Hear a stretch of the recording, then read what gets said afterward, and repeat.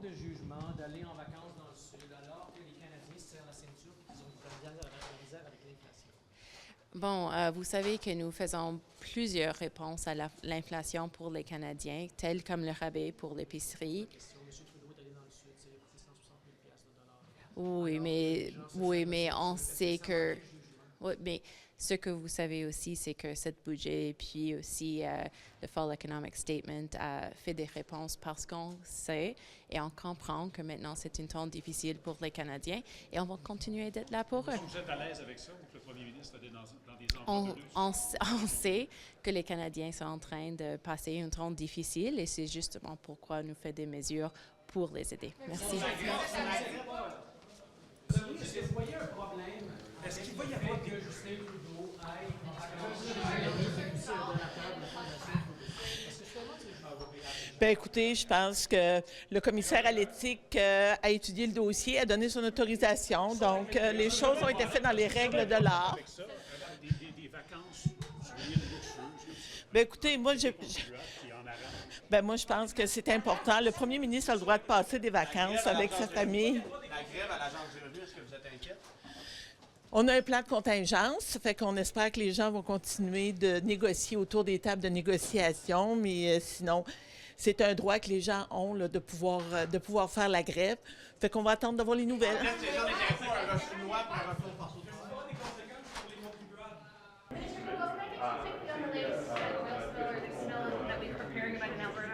Yes. No, unfortunately, at this point, Environment and Climate Change Canada doesn't have a lot of information other than what the Alberta Energy Regulator has published. So we're talking about 6 million litres of tailing ponds from Suncor that would have leaked into the Athabasca River. So I have asked my officials to urgently look into it. I will have more to say a little bit later on. Did they officially contact you this time? Was that formal notification within 24 hours? Did that happen this time? I've asked that very question to my department. I don't have the answer yet. What are the regulations for a sort of tailing pond of this sort? Like, are there specific safety precautions that have to be there, and who's in charge of that? Is it a federal or provincial responsibility? It's largely a provincial responsibility, but the federal government also has a role to play in supervising what is happening with the tailing ponds.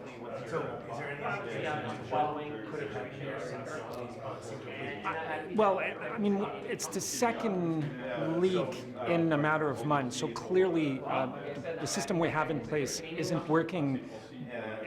In terms of monitoring, in the case of the Imperial oil leak, this time we don't know exactly what happened. I don't have the details, but we need to do better. I've said it before. The system we have in place right now isn't working. So given that we've had these 2 leaks in the last year, including the one just yesterday, how quickly can we move to try and address these problems you say that need to be fixed? That's a good question. I mean, it's a decade-long problem that has stayed unaddressed for too long. And my commitment to Canadians and to people who live nearby, including Indigenous nations, is that they have our full support. We want to work with them. We want to work with the Alberta government to ensure that we find a quick solution to this. Monsieur Guilbeault, des vacances de luxe dans le Sud alors qu'on est en pleine crise de l'inflation. Est-ce qu'on aurait pu s'en passer de ça? Honnêtement, si vous êtes le premier ministre du Canada, peu importe, il serait allé dans un chalet dans les Laurentides, on aurait trouvé une façon de critiquer ces vacances-là. Il n'y a pas de solution gagnante pour le premier ministre lorsqu'il va en vacances.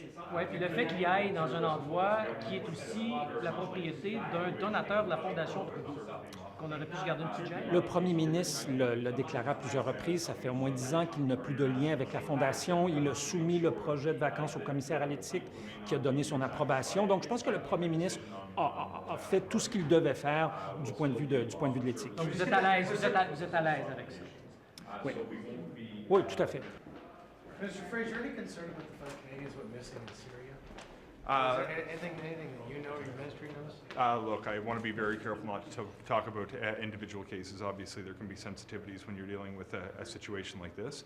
We're going to maintain our motivation in promoting the best interest of any kids who might be involved and doing our best to protect the well-being of Canadians who are seeking to travel or might be involved in any efforts on But our is part. it clear that they were on a list to get on a plane? Is there been any communication with workers' authorities? Look, I just want to be a little bit careful as some of the information continues to evolve because we're not at liberty to share the details of individual cases that we might be dealing with for a whole host of concerns. Some can engage privacy considerations, others can engage security considerations. So we make a habit of not commenting on individual cases for good public policy reasons. But when we have information that we can share, of course, we'll be doing so. For example,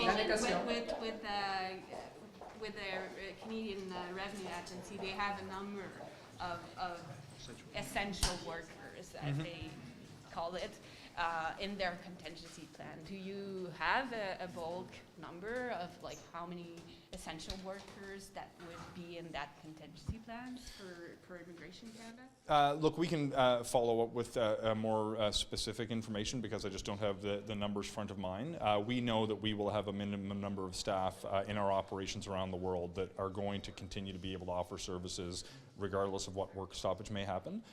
But it's very important that we acknowledge that if there is a work stoppage of any kind, there will be an associated impact on the quality of service that we're able to offer.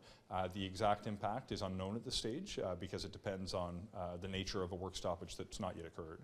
But we do know that we will be able to have a minimal contingent based on existing international staff in addition to other solutions we may seek domestically here in Canada. Madam Fortier, is there any update with the negotiations that are happening with the unions? Well, as I said, and I've been saying all day, we're working very hard at the table. We have a competitive and fair wage offer on the table that is good for the public servants and reasonable for Canadians. So we'll continue to work until we get a deal. Moi, je vous dis qu'on travaille très fort à la table. Présentement, on a une offre compétitive qui est juste pour les fonctionnaires, qui aussi est raisonnable pour les contribuables. Puis on continue à travailler fort. Are we Merci. any closer than we were when you last spoke with us? Continue to negotiate. And what is the tone of the discussions? Oui. Oui.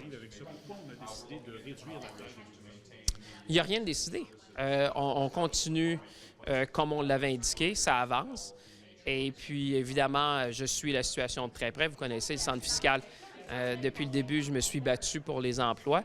Et ce qu'on voit même, c'est une croissance du nombre d'emplois, non seulement au centre fiscal, mais dans l'ensemble des régions du pays. Alors, pour l'instant, il n'y a aucun changement, on avance. Et c'est sûr qu'il y a une réflexion autour de comment le travail se déroule suite à la pandémie, le télétravail, les négociations collectives aussi que vous voyez présentement. Mais c'est clair que pour l'instant, on continue, on avance. Et puis, s'il y a des changements, bien, on n'en fera pas aux gens. Mais comme je vous dis, pour l'instant, on avance. Il n'est pas question d'avoir moins de travailleurs. Non, au contraire, c'est un des enjeux, c'est qu'on a plus de monde. C'est une bonne nouvelle. On l'a toujours dit, on a plus de monde. Le centre fiscal de Shawinigan, vous savez, c'est le centre le plus bilingue au Canada. Ça sera le centre le plus vert, le plus technologique. On le veut comme ça. Maintenant, il y a une réflexion au niveau de comment le travail s'effectue suite à la pandémie, mais c'est clair que tout avance comme prévu et pour l'instant, il n'y a pas de changement. Merci.